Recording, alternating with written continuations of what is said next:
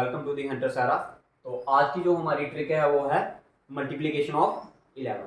इससे पहले जो हमने ट्रिक की थी वो थी हमारी मल्टीप्लिकेशन ऑफ 5। वो मैं इसका लिंक मल्टीप्लिकेशन ऑफ 5 का वो मैं डिस्क्रिप्शन में डाल दूंगा, वो आप देख सकते हो। तो आज बात करते हैं मल्टीप्लिकेशन ऑफ 11। तो अगर आपने किसी भी नंबर को 11 के साथ मल्टीप्लाई करना है तो उसके लिए एक आसान सी ट्रिक है, जो कि अब जितनी मर्जी लंबी कैलकुलेशन हो, जितना मर्जी बड़ा नंबर हो, उसको आप क्या कर सकते हो, 2 मिनट में उसका आंसर निकाल सकते हो। 2 मिनट क्या, इवन कि 30 सेकंड के अंदर उसका आंसर पॉसिबल है। तो बात करते हैं, आसान से स्टार्ट करेंगे, मुश्किल की तरफ चलेंगे। तो पहला पार्ट जो है हमारा वो है 2 4 3। इसको मल्टीप्लाई करना है हमने किसके साथ, 11 के साथ। तो भाई इसकी आसान सी ट्रिक है, देखो 2 4 3, इसको इस साइड लिख दो, इसको इस साइड लिख दो। सबसे पहला स्टेप क्या है, पहला वाला नंबर इधर, लास्ट वाला नंबर, ये फर्स्ट स्टेप है। दूसरा स्टेप क्या है, इधर से स्टार्ट करना है हमने लास्ट से। तो देखो ये लास्ट नंबर जो होगा इसका वो क्या होगा, 3। ये याद रखना, लास्ट नंबर क्या होगा, 3। तो पहला पार्ट क्या था हमारा कि हमने पहले वाले नंबर को साइड पे लिख दिया और लास्ट वाले नंबर को भी साइड पे लिख दिया। ये पहला स्टेप था। दूसरा स्टेप क्या है, इस नंबर का तो यही आएगा, लास्ट वाला नंबर तो क्या होगा हमारा 3 होगा। अब नेक्स्ट स्टेप क्या है, हमने 3 को और इन दोनों को क्या कर देना है, ऐड कर देना है। 3 + 4 7, 4 + 2 6, और बचा क्या हमारे पास 2।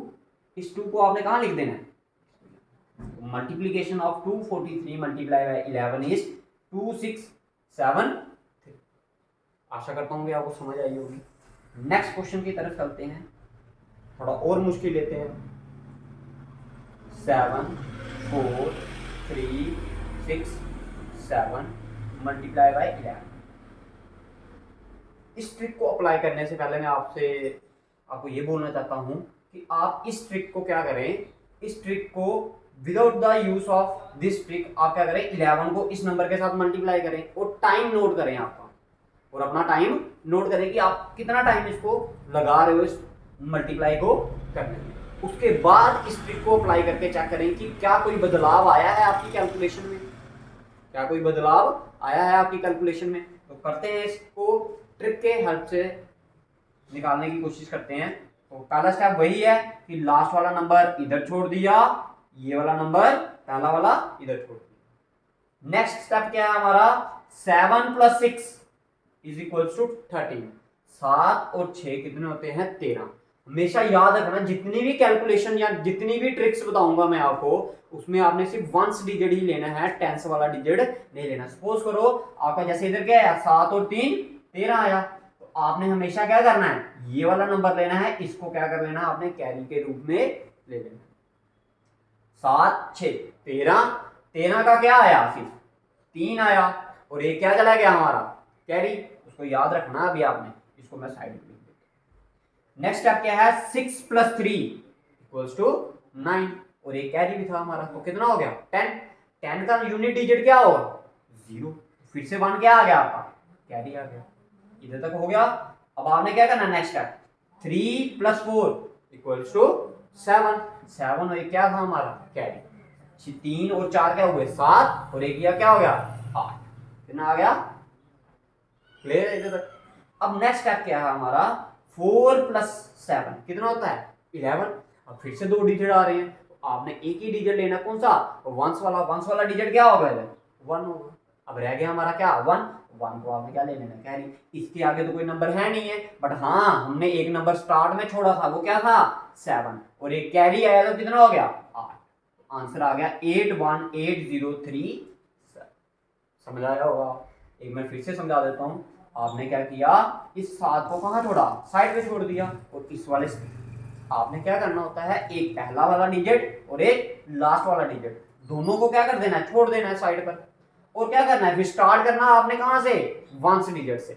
1 डिजिट क्या था इसका, 7, तो ये 7 का 7 आ गया। फिर नेक्स्ट क्या करना है, 7 और 6 13। 13 का क्या आया, 3, और एक क्या हो गया, कैरी हो गया। 6 और 3 9, 9 और एक कैरी आया तो कितना हो गया, 10। 10 का फिर से हमने क्या लिया, 1 डिजिट लिया, तो ये क्या आ गया, 0 आ गया। फिर आपने फिर क्या किया, 1 कैरी आ गया आपका। अब देखो 3 और 4 7, 7 और 1 वो क्या हो गया 8, तो ये आ गया आपका क्या 4 और 7 11, 11 का क्या आया 1 और 1 क्या आ गया कैरी। अब इसके आगे तो कोई नंबर है नहीं है, लेकिन आपने क्या किया था एक नंबर स्टार्टिंग में छोड़ा था ना ये 7 वाला, तो 7 और 1 तो दिस इज योर। ठीक है, ये अभी आपको मैं आराम आराम से बता रहा हूं तो इतना टाइम लग रहा है।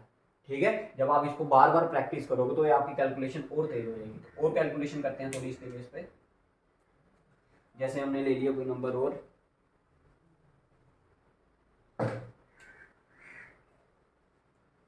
थोड़ा और बड़ा नंबर लेते हैं। अब मैं इसको अब डायरेक्ट करूंगा। ठीक है, कोशिश करना आप भी इसको डायरेक्ट। जैसे मैंने ले लिया 4 3 2 7 8, तो ये नंबर हमने ले लिया। अब इसको किसके साथ मल्टीप्लाई करना है 11 के साथ।